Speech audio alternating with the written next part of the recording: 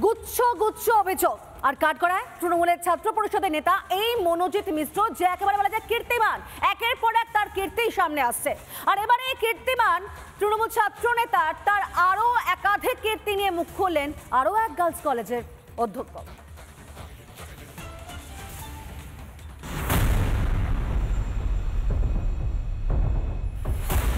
কলেজের ভেতর গুন্ডামি, গার্ড রুমে বেলাল্লাপনা, বেপরোয়া দাদাগিরি। মনোজিৎ ওরফে ম্যাঙ্গোর বিরুদ্ধে নানান অভিযোগ। কিন্তু শুধু কসবা ল কলেজ নয়, অন্য কলেজও ছড়িয়ে পড়েছিল মনোজিৎ মিশ্রের দৌরাত্ম্য। বিস্ফোরক অভিযোগ তৃণমূল ছাত্র পরিষদের এক নেতার বিরুদ্ধে।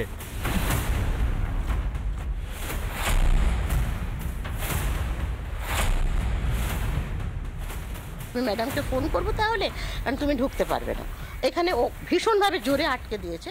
ও তখন না মানে ওর সঙ্গে একটু হাতাহাতি করেছে। তখন সিকিউরিটি বলেছে না আমার সন্ধ্যে 7টায় গার্লস কলেজে ওয়াশরুম ব্যবহার করবে বলে হাতাহাতি করেছে। তারপরে ওকে যখন ভয় দেখিয়েছে আমি ঢুকতে দেবো, কিন্তু আমি প্রিন্সিপাল ম্যাডামের সঙ্গে কথা বলবো। ও যখন ফোনটা তুলে ফোন করতে গেছে ওরা তখন পালিয়েছে।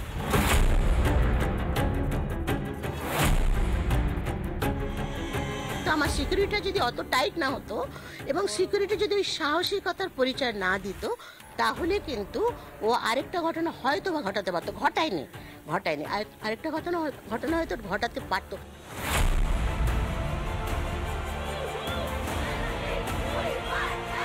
আরজিকর কাণ্ডের পর রাত দখল কর্মসূচিতে উত্তাল হয়েছিল রাজপথ। এই রাত দখলে নাকি যোগ দিয়েছিলেন ল কলেজের কয়েকজন। তাদের নাকি চিহ্নিত করে মনোজিৎ ও তার সাঙ্গপাঙ্গরা। তারপর হুমকি থেকে মারধর সবই চলে বলে অভিযোগ। একজন পড়ুয়াকে বা একজন প্রতিবাদী পড়ুয়াকে এমন মারধর করা হয়েছিল, তাকে রাস্তায় ফেলে রেখে চলে গিয়েছিল এই মনোজিৎ এবং তার দলবল। এ নিয়ে নাকি পুলিশও অভিযোগ জানিয়েছিলেন আক্রান্তরা।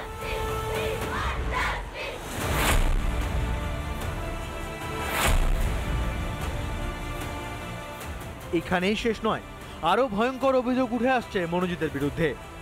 মনোজিতের পরিচিত কোনো প্রাক্তনী কলেজে এলে নাকি তাদের সঙ্গ দিতে পাঠানো হতো ছাত্রীদের, সেটাও তাদের ইচ্ছের বিরুদ্ধে। কোথা থেকে এত দুঃসাহস পেল মনোজিৎ? কিসের শক্তিতে দিনের পর দিন দৌরাত্ম? এর জবাব চায় বাংলা। রিপাবলিক বাংলা।